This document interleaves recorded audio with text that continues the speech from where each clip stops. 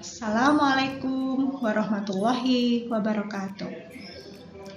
Halo Sobat Hebat Masa Surba semuanya. Berjumpa lagi di pembelajaran mata pelajaran seni budaya khususnya seni rupa di kelas 9 bersama saya Ibu Murtisari. Nah, tujuan materi kita kali ini ada dua ya. Nah, sebelum Bu Sari sampaikan ke tujuannya, mari kita buka dulu pembelajaran kali ini dengan bacaan basmalah. Bismillahirrahmanirrahim. Baik, tujuan materi kita hari ini ada dua ya. Yang pertama, Bu Sari ingin membahas hasil PTS atau penilaian tengah semester. Dan yang kedua, memaksimalkan karya patung berbahan keras yang sudah kalian kerjakan selama 2 minggu karena kepotong ada waktu penilaian tengah semester, maka sudah 2 minggu lah ya kalian sudah mengerjakannya. Mudah-mudahan nanti hasil kalian tidak mengecewakan Bu Sari. Oke, kita lanjut ke pembahasan berikutnya. Dan tak lupa Bu Sari selalu memberikan ayat suci Al-Quran yang sangat berhubungan erat dengan materi kita kali ini, yaitu seni patung. Nah, di dalam surat Fussilat, nah ini ada ayat yang berbunyi ya, maknanya, maka dia menjadikannya 7 langit dalam 2 masa, dia mewahyukan pada tiap-tiap langit urusannya, dan kami hiasi langit yang dekat dengan bintang-bintang yang cemerlang, dan kami memeliharanya dengan sebaik-baiknya. Demikianlah ketentuan yang maha perkasa lagi maha mengetahui. Nah, maksud dari ayat ini adalah di dalam ayat suci Al-Quran sendirilah adalah puncak keindahan, dan fenomena keindahan ilmiah serta simbol-simbol keindahan kita bisa menemukan contoh yang sangat banyak di dalam ayat-ayat Al-Quran. Dan Allah sudah membuktikannya bahwa keindahan dan nikmat keindahan ini diperagakan dalam pencipta alam semesta. Nah, dari sinilah melalui mata pelajaran seni budaya ini, marilah kita mengindahkan alam semesta ini dengan berbagai karya-karya seni ya. Oke, kita lanjutkan ke materi selanjutnya. Yang pertama yang perlu Ibu Sari bahas, di sini Ibu Sari ingin membahas tentang hasil PTS kalian. Nah, ya, di sini ada 30 submateri PTS seni budaya yang sudah Ibu berikan melalui kisi-kisi Ibu Sari di 2 minggu yang lalu. Nah, di antaranya yang pertama, yaitu ada pengertian seni lukis, yang kedua jenis aliran, kemudian macam temanya, kemudian 4 alatnya, kemudian 5 sifat dan bahan, yang ke-6 medianya, yang ke-7 memahami jenis pensil, ke-8 jenis cat, dan 9 jenis krayon, dan ke-10 macam teknik melukis, yang 11 proses kegiatan melukis, yang ke-12 fungsinya, dan yang ke-13 memahami makna seni lukis. Nah, dari ke-13 submateri ini, nah ini sudah Bu Sari jadikan beberapa soal PTS kemarin, dan alhamdulillah hasilnya kelas 9 nilainya cukup baik. Namun ada beberapa siswa yang nilainya kurang. Nah, dari sinilah Ibu hari ini ingin mengajak dan menyelipkan pembahasan sedikit tentang materi PTS. Nah, seperti itu ya. Mari kita mulai. Nah, dari pertanyaan yang pertama, di sini tentang kegiatan melukis ini adalah mengolah medium 2 dimensi atau permukaan datar dari objek 2 dimensi menjadi berapa dimensi? Nah, Yang pasti ini adalah menjadi kesan 3 dimensi. Ini kelas 9 kan sudah mengerjakan semuanya, sudah nilainya juga sudah Ibu Sari terima semuanya, maka Bu Sari bahas. Jika ada salah satu di antara teman kalian yang belum PTS, maka Bu Sari tidak akan membahas. Nah, tolong ini menjadi catatan buat kalian. Nah, tolong diperhatikan, dan di ujung video pembelajaran ini nantinya juga Bu Sari ingin kalian melakukan tugas yang sudah Bu Sari sampaikan nanti. Nah, tujuannya biar kalian bisa lebih memahami tentang materi seni lukis. Nah, yang kedua, ada pertanyaan lagi. Pada awal kegiatan melukis sangat banyak melibatkan beberapa hal dari pelukis diantaranya. Nah, ingat ya, ini banyak jawaban-jawaban yang mengecoh. Jadi hati-hati dalam memilih jawaban. Nah, ini jawabannya apa? Ya, ini jawabannya adalah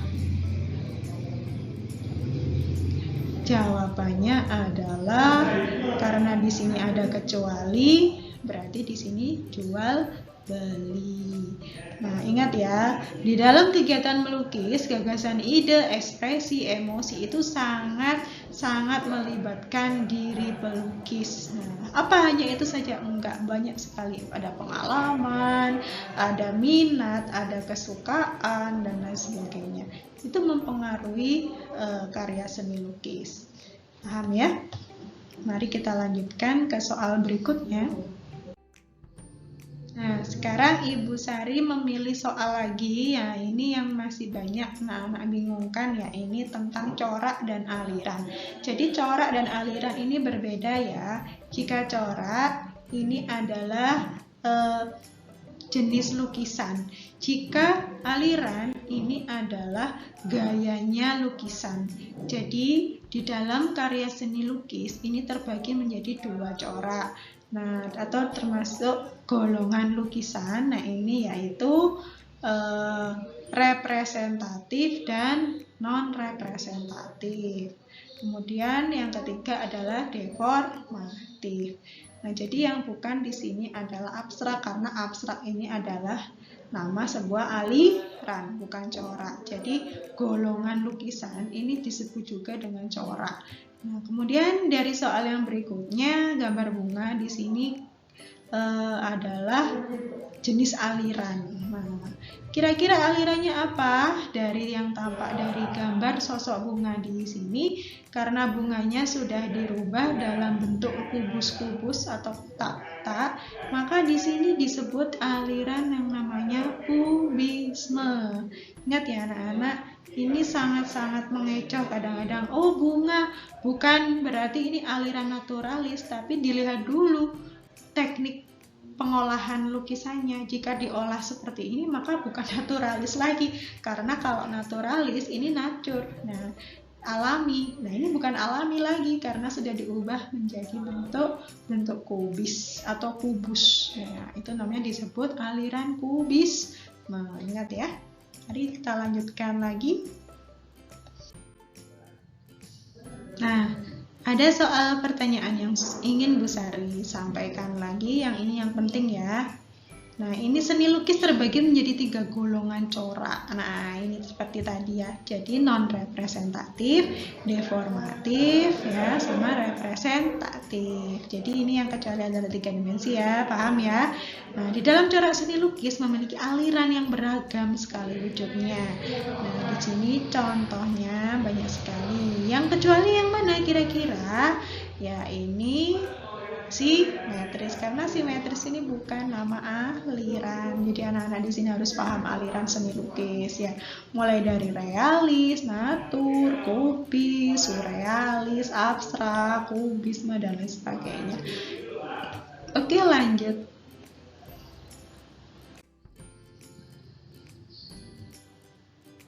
Nah, dari gambar di sini ada 2 tampak karya lukisan. Nah, ini Bu Sari sudah mengarah ke materi tema. Nah, kira-kira di sini memiliki tema apa gambar yang sebelah kiri? Ya, ini hubungan manusia dengan apa? Nah, kira-kira tampak pasar itu adalah aktivitas ya. Jadi ini hubungan manusia dengan aktivitasnya, seperti itu. Jadi tema itu banyak, ada hubungan manusia dengan aktivitasnya, ada hubungan manusia dengan alam hayal, diri sendiri, dan alam sekitar. Hanya itu, enggak banyak sekali ya. Contohnya lagi di gambar di samping kanan, ini contoh karya lukisan yang menampakkan satu orang tokoh ya. Di sini berarti kira-kira temanya apa? Sudah jelas? Ada ya, ini hubungan manusia dengan diri sendiri. Nah, jadi sebuah karya lukisan itu memiliki banyak tema. Ya, sampai alam hayal pun juga bisa termasuk tema. Jadi kayak hayalan-hayalan, imajinasi tersebut termasuk jenis tema yang hubungan manusia dengan alam hayal. Paham ya? Oke, lanjut. Nah, pertanyaan berikutnya ya, ini tentang karya seni patung. Maaf, ini di PTS awal mulanya Ibu Sari tekankan di seni lukis, tetapi anak-anak kan sudah mengikuti beberapa materi tentang seni patung, jadi Bu Sari kasih materi seni patung. Nah, seni patung di sini ada 2 ya. Nah, ini kalau yang pertama ini tentang pertanyaan jenis patung. Nah, kalau yang kedua di sini tentang jenis patung yang lebih detail. Jenis patung di sini ada berapa kemarin? Ya, ini figuratif, non figuratif.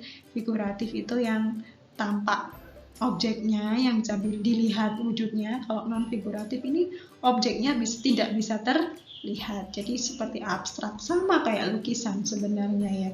Jadi patung sama seni lukis itu sebenarnya 2 hal karya yang jenisnya sama, cuma beda dimensinya saja. Kalau seni lukis itu datar atau 2 dimensi, kalau seni patung ini bervolume atau memiliki 3 dimensi. Nah, yang pertanyaan berikutnya, seni patung yang wujudnya berupa objek alam, tumbuhan, hewan, dan manusia. Nah, ini termasuk jenis patung figuratif. Jadi figuratif itu contohnya seperti patung tumbuhan, hewan, dan manusia. Paham ya? Oke, lanjut. Nah, fungsi patung di sini kan banyak sekali ya. Nah, ini kira-kira yang kecuali yang mana? Ya, ini fungsi talenta. Jadi ada fungsi dekorasi, religi, monumen, patung seni ya untuk keindahan saja, hingga fungsi patung untuk komersial, dagang, bisnis. Nah, furnitur, nah seperti itu adalah jenis patung untuk kebutuhan komersial atau kebutuhan jual beli. Nah, sekarang ada pertanyaan lagi berikutnya, seni patung terbagi 2 jenis. Nah, ini jenis patung keras dan bahan lunak ya. Jadi ingat, ini mengecoh, hati-hati dari pertanyaannya. Nah, berikutnya di sini ada pertanyaan lagi tentang jenis teknik patung. Nah, ini sering anak-anak tidak mengenal. Nah, Ibu Sari sampaikan sekali lagi, seni patung selain dengan cara pahat, sama ukir, dan juga patung dengan bahan-bahan lunak seperti butsir. Nah, pembentukan dengan tangan atau pincing, putar seperti keramik. Nah, ingat ya, di dalam membuat patung ada lagi jenis teknik yang dengan cara menyambung. Nah, ini Bu Sari bikin pertanyaan ya, ini jenis patung menyambung atau disebut juga dengan teknik assembling. Nah, ini semoga anak-anakmu nanti bisa hafal. Nah, yang berikutnya ini memahami jenis teknik berdasarkan teknik pengerjaannya. Nah, ini kira-kira manakah yang membuat patung dengan bahan lunak kira-kira? Nah, ini yang pasti dengan bahan lunak ini adalah seperti di teknik cor. Nah, ini teknik pincing atau pijat. Nah, yang berikut ini ada tampak anak yang sedang membutsir. Nah, mendetailkan tanah liat. Nah, yang paling atas ini adalah bahan keras ya, ini kayu. Nah, jadi jawabannya adalah gambar nomor 1. Nah, baik. Akhirnya pembahasan PTS kali ini sudah selesai. Nah, dari tujuan pembelajaran hari ini, selain Bu Sari membahas beberapa soal yang bisa Bu Sari sampaikan tadi, Bu Sari juga ingin mengajak anak-anakku semua ini untuk memantapkan materi.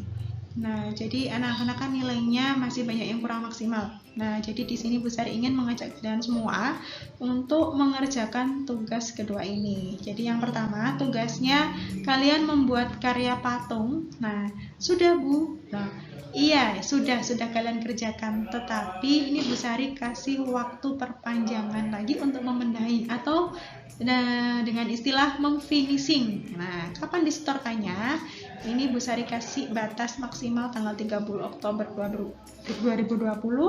Jadi anak-anak tidak ada alasan lagi untuk membuat karya patung dengan kurang maksimal atau kurang waktu pengerjaannya karena belum selesai. Karena Bu Sari sudah kasih waktu yang sangat-sangat banyak. Nah, kemudian yang tugas kedua, ini untuk hari ini kalian kumpulkan nanti malam.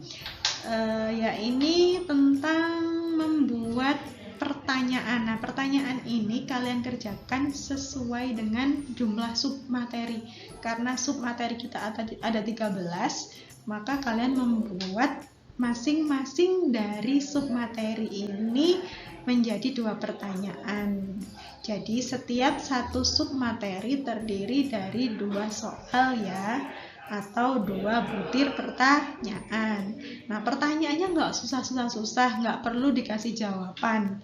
Masa kalian sudah mengerjakan soal tapi kalian nggak tahu jawabannya. Nah, jadi kalian cukup mengerjakan soalnya saja dengan total soalnya ya ini berarti 13 kali 2 berapa? Ada 26 butir soal atau 26 pertanyaan. Paham ya? Cukup pertanyaannya saja. Nah, jenis pertanyaannya boleh pilihan ganda atau pertanyaan uraian. Paham ya? Ini tugas untuk kalian. Semoga kalian nanti tidak ada yang mengecewakan dan bisa mengerjakan semua. Karena ini juga kembali ke kalian juga. Jika nilai kalian bagus, ini juga bisa mengangkat nilai PTS kalian atau nilai rapot bulan September dan Oktober ya. Jadi banyak sekali langkah-langkah meningkatkan nilai sebenarnya. Banyak peluang-peluang untuk meningkatkan nilai. Semuanya tergantung kalian mau tidaknya mengerjakan tugas. Oke, baik. Kita lanjutkan. Baik, alhamdulillah. Akhirnya kita sudah di penghujung pembelajaran seni budaya hari ini. Nah, inilah yang ingin Bu Sari sampaikan di hari ini. Mudah-mudahan anak-anak hari ini bisa lebih termotivasi dan lebih bisa memahami materi pembelajaran seni budaya kali ini dengan mudah. Dan pastinya untuk materi kedepannya Bu Sari harapkan kalian lebih bisa maksimal lagi ya dalam mengikuti pembelajaran. Oke anak-anak, mari kita tutup pembelajaran kita kali ini dengan bacaan hamdalah. Alhamdulillahirabbil alamin. Sekian dari Bu Sari, sampai bertemu di pembelajaran berikutnya. Wassalamualaikum warahmatullahi wabarakatuh.